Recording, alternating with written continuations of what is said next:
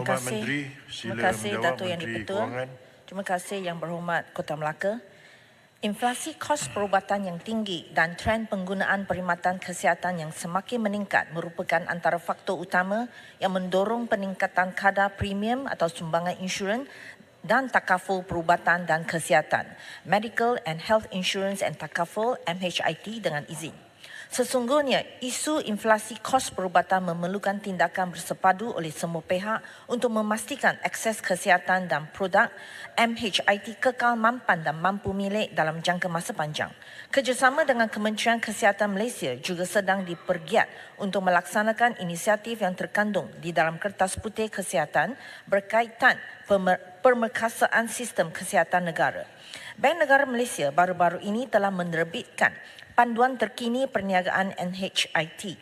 Bagi memastikan produk MHIT kekal mampan dan mampu milik, panduan ini bertujuan mendorong penggunaan perkhidmatan kesihatan yang lebih bertanggungjawab menerusi reka bentuk produk yang lebih inovatif termasuk memperkenalkan ciri-ciri perkongsian kos yang lebih bermakna, iaitu cost share dengan izin. Yang kedua, menyokong pengawalan kos yang lebih berkesan dan tulus melalui penubuhan pangkalan data tuntutan bersepadu serta ketiga, meningkatkan standard amalan perniagaan penanggungan insurans dan pengendali takaful atau Insurers and Takaful Operators dengan izin ITO.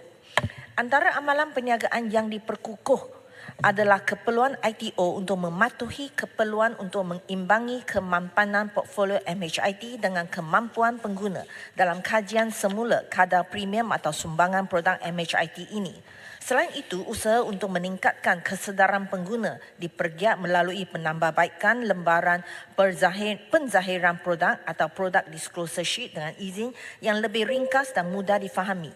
Ini adalah bertujuan untuk menggalakkan pemegang polisi memahami tema dan syarat produk MHIT termasuk bahawa produk MHIT akan tertakluk kepada kajian semula premium atau sumbangan secara berkala untuk memastikan premium atau sumbangan yang diterima adalah mencukupi untuk membayar tuntutan.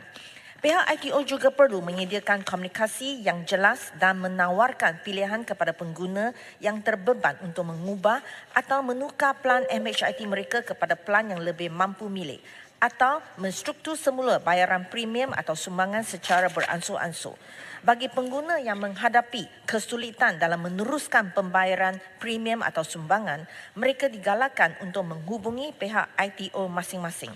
Sekiranya mereka tidak menerima perkhidmatan yang memuaskan daripada pihak ITO, aduan juga boleh disalurkan kepada Bank Negara Malaysia melalui saluran e-link di portal Bank Negara. Sekian, terima kasih. Terima kasih Mbak Menteri. Soalan tambahan Yang Berhormat Kota Melaka. Terima kasih Timbalan Speaker. Terima kasih kepada Timbalan Menteri. Kenapa saya kemukakan soalan ini adalah kerana kebelakang ini kita terima banyak aduan daripada pembeli pemegang polisi insurans kesihatan, di mana oleh kerana Bank Negara hari ini mereka membenarkan syarikat insurans mengkaji semula premium yang mereka perlu bayar setiap 3 tahun. Di tangan saya ada satu contoh. Dulu mereka bayar satu bulan 3,700. Sekarang terpaksa bayar RM8,000 dalam masa 3 tahun. Peningkatan sebanyak 118%. Dan kita semua tahu rakyat mereka memberi insurans kesihatan adalah kerana untuk perlindungan. Waktu mereka muda, mereka beli premiumnya rendah. Tetapi tempoh sana mereka tak ada claim. Claim ratio amat rendah.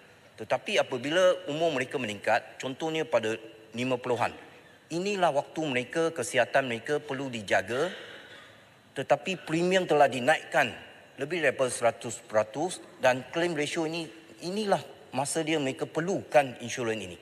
Dan apa akan berlaku ialah mereka terpaksa putuskan polisi insurans kesihatan tersebut dan mereka akan pergi ke hospital kerajaan. Jadi akhirnya kerajaan yang juga akan menghadapi masalah. Jadi soalan saya, dalam hal ini kenaikan premium insurans kesihatan, Bank Negara yang membenarkan. Tetapi dua pihak yang terlibat. Satu ialah syarikat insurans. Kita nak tahu ada mana satu syarikat insurans laporan kewangan mereka mengalami kerugian. Tak ada, semua untung besar. Hospital swasta juga untung besar. Kita ada pengalaman. Kalau tanpa medical card, mereka pergi ke hospital swasta, bayaran mereka bayar adalah 100% beza. Kalau ada kad insurans, 300,000. Kalau tak ada kad insurans, 1,500, 150,000.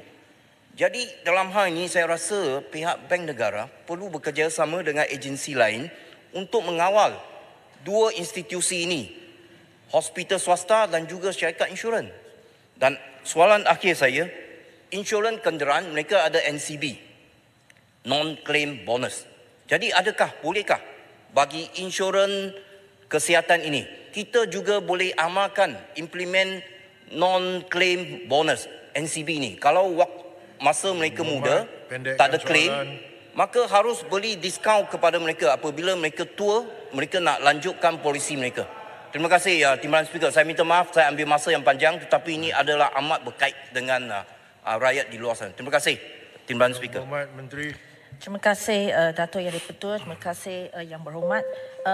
Kita memang faham tentang keluhan yang dihadapi oleh rakyat jelata berkenaan. Saya setuju dengan hujahan Yang Berhormat Kota Melaka. Dengan ini kita akan memantau dari masa ke semasa dan akan mengkaji semula.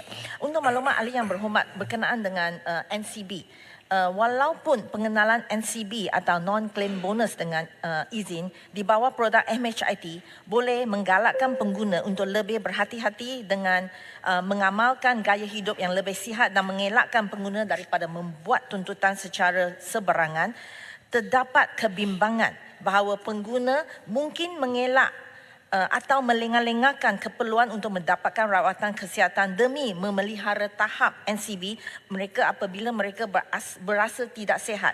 Ini boleh mengakibatkan kelewatan dalam mendapatkan rawatan yang diperlukan dan mungkin memudaratkan lagi keadaan kesihatan mereka. Oleh itu pada masa ini pihak Bank Negara tidak bercadang untuk mewajibkan pengenalan NCB di bawah produk MHIT. Namun begitu, sudah terdapat pihak ITO yang telah pun menawarkan produk MHIT yang mempunyai mekanisme NCB di pasaran. Sebagai contohnya, sekiranya tiada sebarang tuntutan yang dibuat, pihak ITO akan menawarkan manfaat berikut. Sebentar, Dato' Yang di-Pertua. Diskaun untuk premium atau sumbangan yang seterusnya atau penawaran insentif atau manfaat tambahan dalam bentuk pengecualian deductible, naik taraf baik atau pengindapan room atau dan board dengan izin kenaikan hak tahunan atau bonus tunai untuk pemeriksaan kesihatan. Untuk maklumat, bagi mendorong penggunaan perkhidmatan kesihatan yang lebih bertanggungjawab, pihak Bank Negara telah memperkenalkan ciri-ciri perkongsian kos atau cost share dengan izin untuk produk MHIT. Selain itu, Bank Negara juga telah menyarankan pihak ITO untuk turut memperkenalkan perkhidmatan nilai tambah value added service dengan izin seperti program kesihatan dan pencegahan bagi menggalakkan gaya hidup yang lebih sihat di kalangan pelanggan mereka. Langkah-langkah ini boleh membantu membendung kenaikan kos tuntutan perubatan dari jangka masa panjang. Sekian, terima kasih. Terima kasih Yang Berhormat Menteri. Soalan tambahan. Tolong tekankan. Silakan Yang Berhormat Temelloh. Terima kasih Timbalan Speaker. Soalan saya adalah berapa peratus rakyat Malaysia yang mempunyai takaful ataupun insurans kesihatan? Apakah perancangan dan usaha Kementerian Keuangan untuk menggalakkan penyertaan rakyat menyertai takaful ataupun insurans kesihatan, terutamanya bagi golongan yang berpendapatan rendah? Terima kasih. Yang Berhormat Menteri.